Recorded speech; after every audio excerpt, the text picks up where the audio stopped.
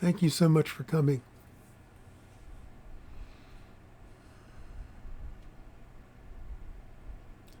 I think my favorite analogy for reality is pointing to the fact that this life is very much dreamlike. You could say it is a dream. It's a nice, very high quality dream with more special effects than you get from your sleeping dream. But nevertheless, it is a dream. You see, you base your life, you base your reality upon what you think, say, and do, upon the sensations from your senses. These are all unreliable and very limited things. So start looking at how this works and how you got roped into believing that what you think is true. You know, they're just thoughts. When you were a child, you imagined all kinds of things, and you believed that what you imagined was true.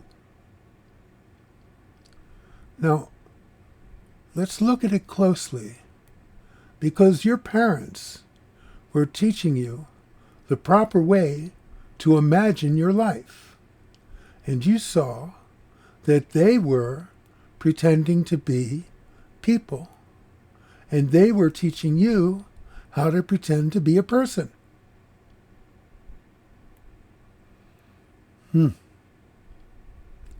Anyhow,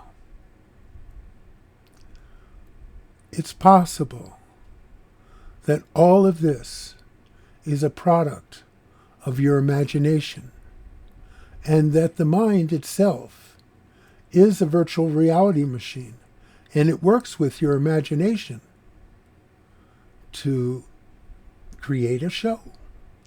And that show you call your life.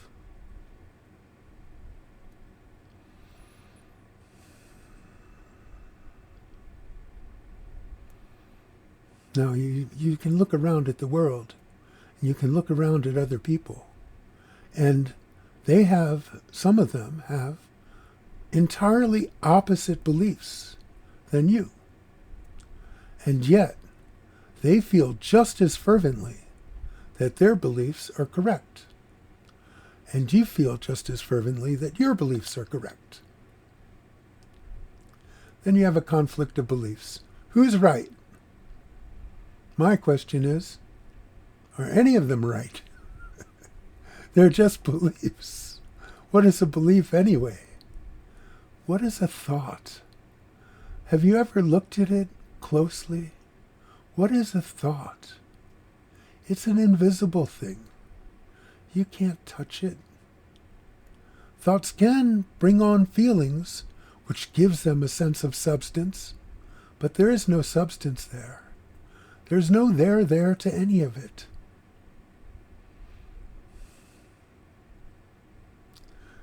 You have these beliefs. What do they mean? You think you're a person. I say that what you are is the oneness of everything that never changes.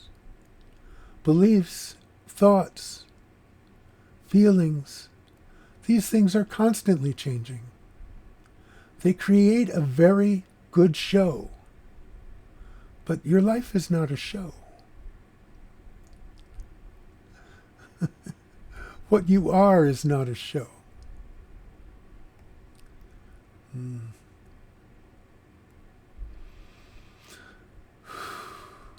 So, I want you to look at it carefully and see how it works. See how you have been swallowed up by your thoughts and your feelings and the things that you see. All of it is just like in the movies. Now, you go to the movie theater, right? You know there's just colors on a screen, sounds coming out of a speaker. You know that. But, you suspend that. You choose to just believe it. Just for an hour and a half. You choose to believe that what's going on that screen is real. And you have all kinds of feelings about it. And you enjoy the movie for an hour and a half. You're doing the same thing for the how many odd years your life runs. You've suspended the truth and dove into a story, and you enjoy it. Now, that doesn't mean you're having fun all the time, but you enjoy being involved. And for some people, that is enough. It wasn't enough for me. I was always feeling that there was something more, something I was missing.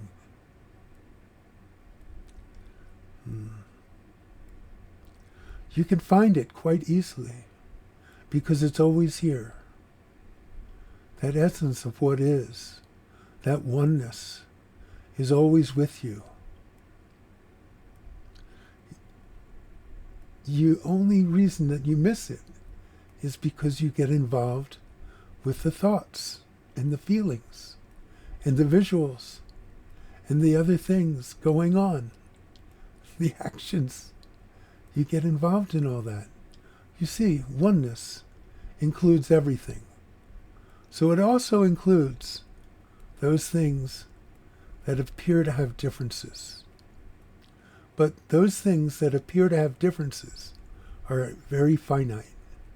That which you are is infinite, covers everything. So there's really no comparison. You're choosing to live in a world that is with limits.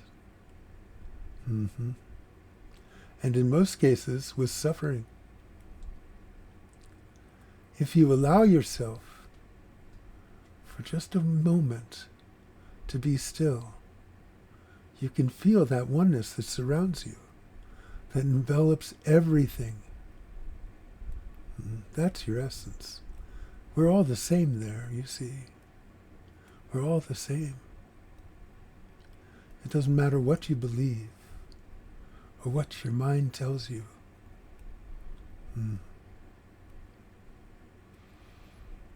So, take the moments that you can to be in that stillness and see if you can break free from the hypnosis that the mind has caused, where you lose yourself in your thoughts and your feelings and the goings-on in the world.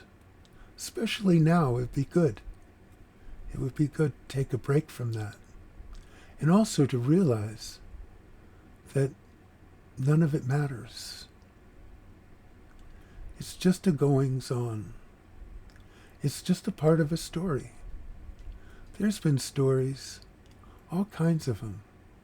Some much worse than what's going on now. But since this is going on now, and it's happening to the person you believe you are, then it seems worse. But you're not a person.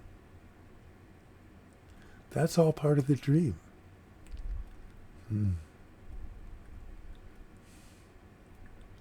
So I hope this helps.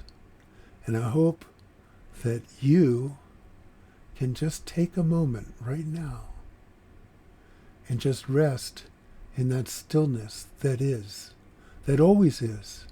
That's where all the movement comes from. Go to the source. It comes from stillness. That's your true home. This is just a dream. This is just a story. This is a thing you call your life. It has a beginning and it has an end. You don't. You were never born. You can never die.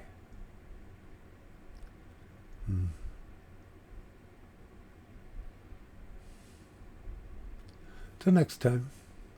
Saugranath Maharaj Ki Jai.